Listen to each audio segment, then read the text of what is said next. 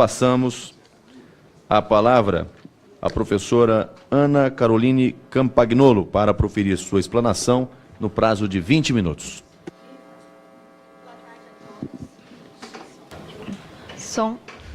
Boa tarde a todos. Eu gostaria de cumprimentar especialmente o presidente pelo convite e também o Dr.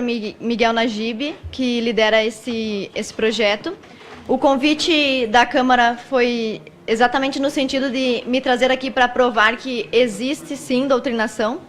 Na verdade, negar que existe doutrinação é perder o senso da história, porque desde que a educação foi criada no Brasil, desde a era Vargas, ela é doutrinadora, né? E ela só foi mudando o seu plano de doutrinação, mas sempre foi doutrinadora. Eu vim expor aqui o meu caso, que começou em 2013, e agora é uma ação de danos morais no Tribunal de Justiça de Santa Catarina, no Juizado Especial. É o caso de doutrinação e perseguição religiosa de uma professora que começou em 2013 e se estendeu até 2015. Então, eu sou formada em História por uma universidade particular e passei numa seleção de mestrado para uma universidade pública. Assim que eu ingressei e a professora teve acesso ao meu projeto, ela foi super educada comigo, inclusive me mandou um e-mail dizendo que estava feliz, né, pela orientação do meu trabalho, que eu nitidamente era crítica e interessada e que nós faríamos um bom trabalho. Só que esse entusiasmo da professora durou apenas uma semana, porque na semana seguinte, ao início das aulas, os meus colegas me denunciaram para a professora, porque eu tinha algumas fotos na internet com minha família, meu pai, e alguns versículos da Bíblia. E aí a professora resolveu me mandar uns e-mails questionando como é que eu ousava publicar na rede social pensamentos assim tão perigosos. Aí o e-mail que ela me mandou, primeiro deles, eu não vou citar nomes, nem da instituição, nem da professora, porque embora ela tenha tentado me prejudicar, a minha intenção aqui não é essa. Então, um dos e-mails que ela me mandou dizia o seguinte: estou recebendo estes links do seu Facebook pessoal, onde você se mostra antifeminista. E eu, como professora, estou sendo cobrada porque te oriento, né? Porque ela era minha orientadora. Você tem todo o direito de ser antifeminista ou conservadora, mas não combina com esta pesquisa, nem com as práticas que temos acerca das conquistas. Mas, assim, temos quem? Ela está falando em nome da universidade? Uma professora sozinha pode falar quais são as práticas e as concepções da universidade inteira, pode ditar qual a ideologia da universidade inteira. É isso que ela transmite aqui no começo. E ela continua: vamos conversar sobre isso, mas peço gentileza de analisar melhor as coisas que você compartilha. Tá, então, esse foi o primeiro probleminha que eu tive com essa professora, e eu respondi esse e-mail questionando para ela por que eu estava sendo denunciada se a universidade era um lugar plural, onde deveriam existir diversas concepções, inclusive contraditando em todo momento uma concepção a outra para assim se produzir o conhecimento filosófico e científico. E ela me respondeu nitidamente naquele morde e assopra: me desculpe por ter sido incisiva, vamos deixar isso para lá. Acontece que ela não deixou isso para lá, e um tempo depois, durante uma aula, por causa de concepções da minha vida que são transmitidas pela internet, pelo YouTube, religiosas, ela empreendeu uma verdadeira sabatinada assim, durante a aula, né? Com os colegas contra mim. E por isso eu vou pedir para a equipe transmitir um áudio. Na verdade, assim, o processo de danos morais movido contra essa professora tem 3 provas: documentos, e-mails e uma prova fonográfica, que é um áudio da aula dela. Só que o áudio é muito grande, né? Então eu reduzi 3 minutos com a parte que não fosse muito chocante, com palavras que não fossem muito chulas, devido ao local em que estamos, né? Se hoje nós estamos aqui estudando, passamos, nós mulheres, num programa de mestrado, porque nós podemos. E nós podemos... Áudio e vídeo. É esse, mas é que tem que aparecer no internet.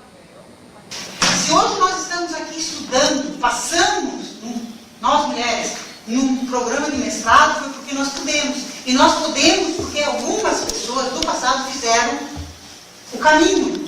Que não se nasce mulher, torna-se mulher. O mais importante movimento do século XX é o feminismo, e a mais importante revolução provocada por essa onda é a revolução sexual.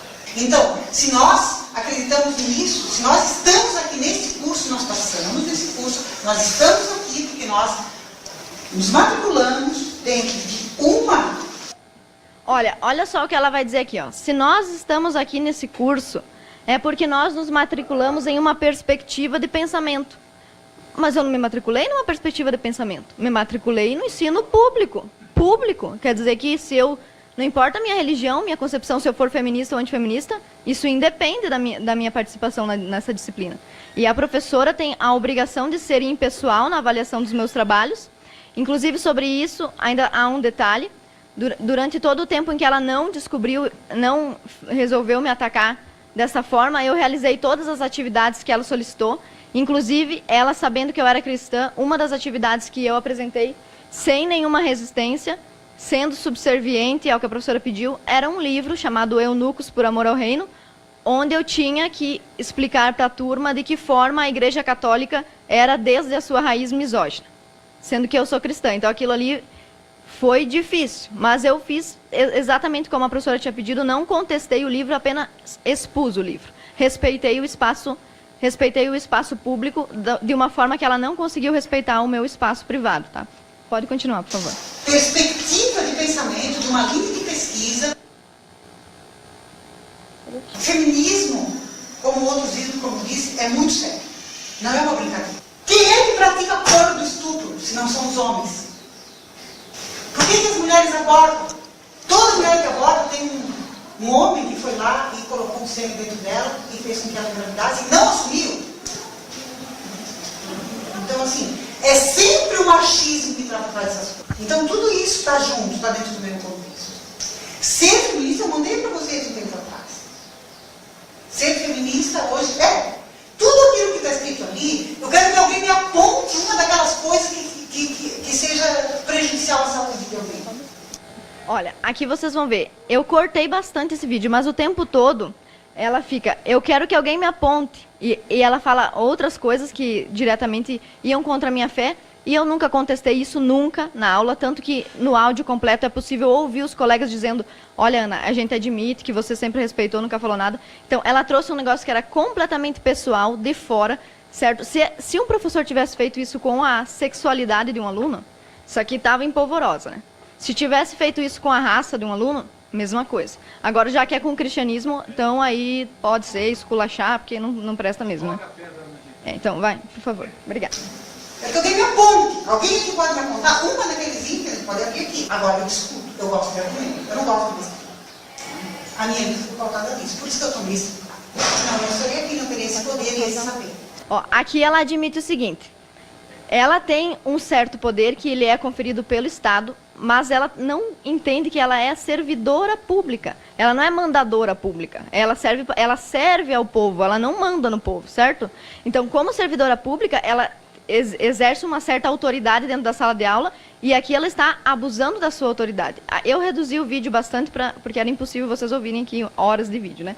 Mas ela reconhece que ela tem esse poder e ela não tem nenhum cuidado com esse poder. Ela afronta, ela humilha, vocês vão ver no decorrer do vídeo que ela me chama de ridícula e as pessoas que gostam do que eu digo, do que eu creio também são ridículas, então, por favor.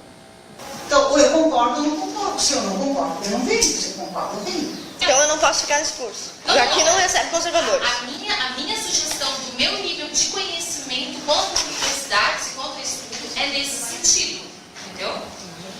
Esse é o que eu sei. Eu não sei, de repente tem uma universidade em história que... Olha, a minha colega, a professora não só participou da humilhação que ela me causou naquele dia, como ela endossou a humilhação dos colegas. Aí vocês estão ouvindo uma colega minha dizer, eu não sei, mas quem sabe você procura uma outra universidade. Mas essa aqui é pública. Como assim que eu tenho que procurar outra? Eu tenho que ir lá pagar uma particular? Isso, digamos que a particular não tem esse problema, mas tem também. Então, olha só, a minha colega está sugerindo isso e vocês vão ver que a professora em todo momento concorda com esse pensamento. Seja conservadora. Eu não sei, eu não conheço todas. Só que a lógica é que a tua lógica, a lógica dos conservadores é a da opressão. E a nossa não. Ah, tá, lógico. Eu sou muito opressora, eu estou oprimindo vocês. Olha, essa frase é o lema dos intolerantes, tá? Vocês são opressores. Nós não somos opressores. Então, como nós não somos opressores, nós vamos oprimir vocês para vocês pararem de oprimir a gente. É basicamente isso aí, tá? Então, olha bem a frase que ela disse.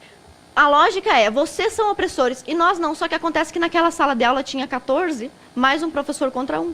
E eu que era opressora, sendo esculachada ali meia hora. E os outros dias, né? Pode passar. Prêmio demais. Gente, então vocês vão lá na direção da FAED e dizem que vocês não querem alunos que tenham divergência de opinião.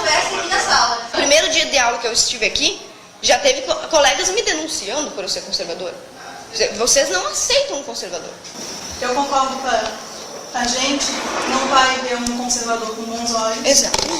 Eu não estou fazendo nada contra você, não vou fazer, não é o meu feitio, eu respeito a diferença, não, a questão não é essa.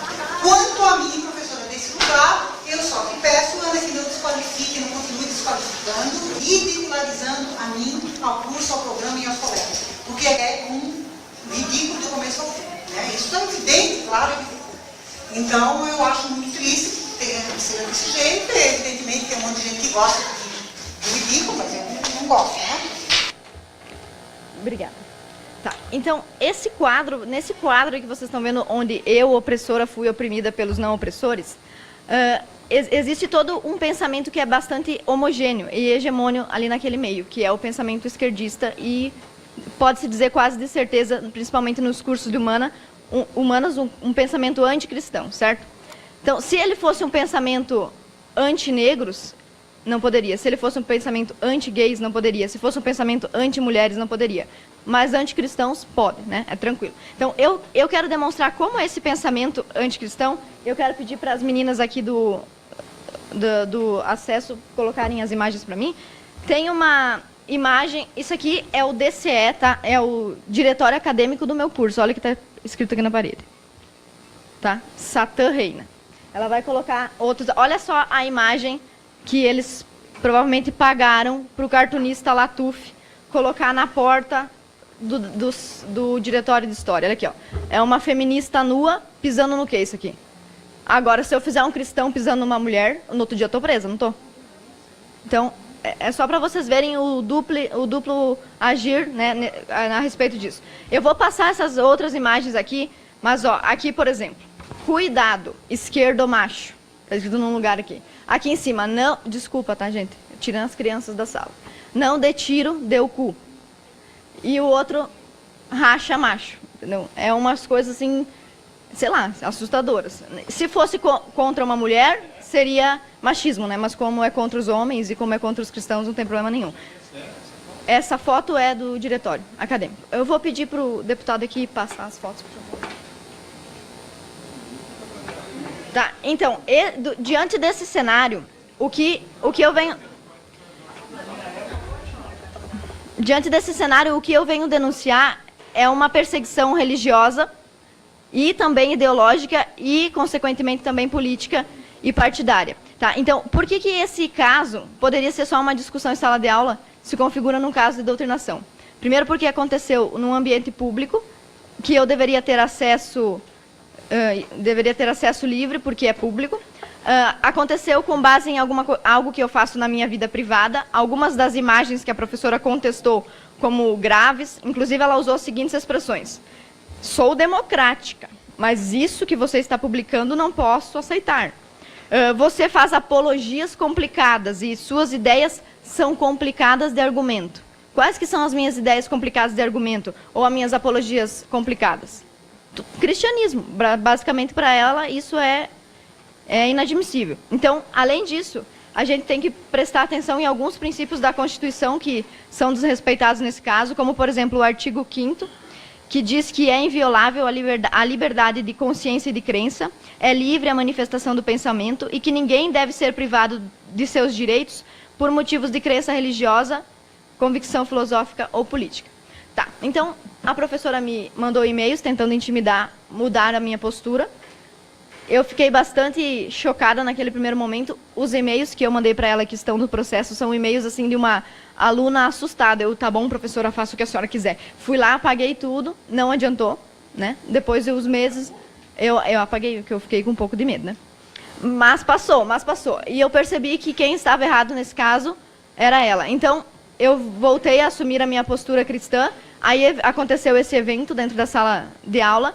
E depois disso, ela ela era minha orientadora de mestrado e o meu tema era sobre feminismo, mas era com base nas autoras feministas, não era antifeminista. Então, até nesse ponto, eu havia me rendido às abordagens da professora, porque eu queria investigar isso aí. Só que ela se chocou comigo porque ela pressupôs que a minha conclusão seria antifeminista. Ou seja, ela queria que eu aceitasse, que eu defendesse uma hipótese antes de comprová-la. O que é uma dissertação de mestrado ou uma tese de doutorado? Você vai fazer uma pesquisa, você tem uma pergunta, uma hipótese, você faz uma pesquisa para ver se aquilo ali é verdadeiro. Ela queria que eu assumisse a priori que a minha conclusão seria uma conclusão feminista, certo? Isso aí é assassinar a ciência.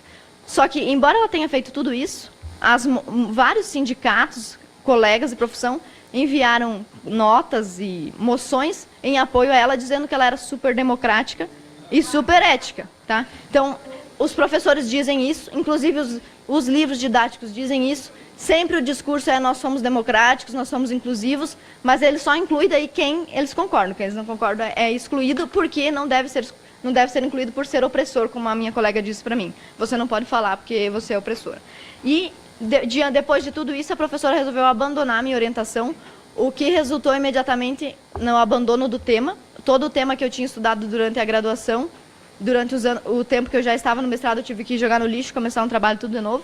E na troca de orientação, ela entregou um documento lá na secretaria da universidade que diz assim: minha decisão irrevogável de abrir mão da orientação da mestranda se justifica pela incompatibilidade do ponto de vista teórico-metodológico com relação à abordagem do tema selecionado quando seu ingresso, incompatibilidade expressa em vídeo difundido por mídias eletrônicas de acesso, onde manifesta concepções, olha, isso aqui vocês prestem atenção, concepções do ponto de vista acadêmico que ferem a disciplina que ministro. Então, a disciplina dela só pode ser, ela funcionária pública, recebe dinheiro do seu imposto, que vão para o salário dela, mas na disciplina dela só podem estar quem concorda com as premissas do feminismo, né? E de outras teorias, porque se ela não fosse feminista e, digamos, fosse adepta a outra teoria, ela ia fazer esse mesmo procedimento com outra tese. Tá? Então, depois de tudo isso, eu não aguentei essa pressão da professora e resolvi entrar com um processo de danos morais por ela ter me prejudicado materialmente e moralmente com essas humilhações em público e etc. E aí, na contestação da ação que eu movi contra a professora, fiz uma petição inicial e apresentei sozinha, sem advogado, porque eu quero provar para a professora que eu posso enfrentá-la, não é porque eu não tenho doutorado e não ganho 15 mil que eu não posso fazer isso. E eu entrei com essa ação sozinha, sem advogado, e ela resolveu contestar a minha petição inicial. E na minha contestação ela me chamou. Em vez dela defender-se do fato de ter me agredido, ela me agrediu. E me chamou de racista, homofóbica, sexista, preconceituosa, mal educada, que eu usava palavras de baixo calão no meu convívio particular, sendo que vocês ouviram o que ela disse aqui, né? Ouviram as palavras que estavam aqui, né? Fora as outras que eu direi para não chocar ninguém. Além disso, ela não cita as provas que eu usei contra ela, ignora, e usa a palavra do sindicato a seu favor. Por exemplo, o sindicato está me apoiando e os alunos me apoiam também. É evidente que os alunos te apoiam, eles foram doutrinados assim como eu, né? Como eu tentei ser. Então, qual é o quadro crítico desse processo? Eu venho aqui para denunciar o que acontece especialmente com a minha religião, que é o cristianismo. Porque, como o cristianismo é a religião mais difundida e com o maior número de adeptos, acaba se tomando a imagem de que é uma religião privilegiada, o que não acontece na realidade da universidade. Quem sempre foi evangélico como eu, sabe quantos coleguinhas riam da gente quando a gente falava que, não, professora, eu não tenho certeza sobre a teoria da evolução. Ah, crente. Sempre assim, crente, não fala com a crentinha. E até hoje, no mestrado, na idade adulta, os colegas, na gravação que tem da professora, eles conseguem fazer insinuações assim, ó. Tem gente que não gosta do feminismo, tem gente que não gosta de sexo, então não posso fazer nada. Entenderam as conclusões que eles tiram? A humilhação que eles tentam colocar em cima de você para que você se adeque ao pensamento da hegemonia esquerdista, só que, ou não, pode ser também uma doutrinação de direita, né? A gente deve combater tanto uma quanto a outra. E eu não venho aqui falar como uma pessoa inimiga dos professores, porque eu também sou professora, é importante falar isso. Eu sou professora na rede pública, já fui professora na rede privada. É meu tempo? na rede pública e na rede privada, e em momento algum eu fiz isso com os meus alunos, e tanto que eles demoram muito tempo para descobrir, chega no final do ano eles me perguntam, prof, você é ateia como a outra professora de religião? E eu sempre respondo, eu acredito em Deus, mas isso não é assunto para aula. Eu sempre fiz isso, e se eu sou capaz de fazer, eu acredito que a minha professora também podia ter respeitado as minhas concepções ali naquele ambiente. E... Pode, se precisar de mais 5 minutos, essa presidência lhe concede. Então, eu só vim aqui mesmo para apresentar o meu caso, para que sirva como contestação daqueles que dizem que não existe doutrinação na escola.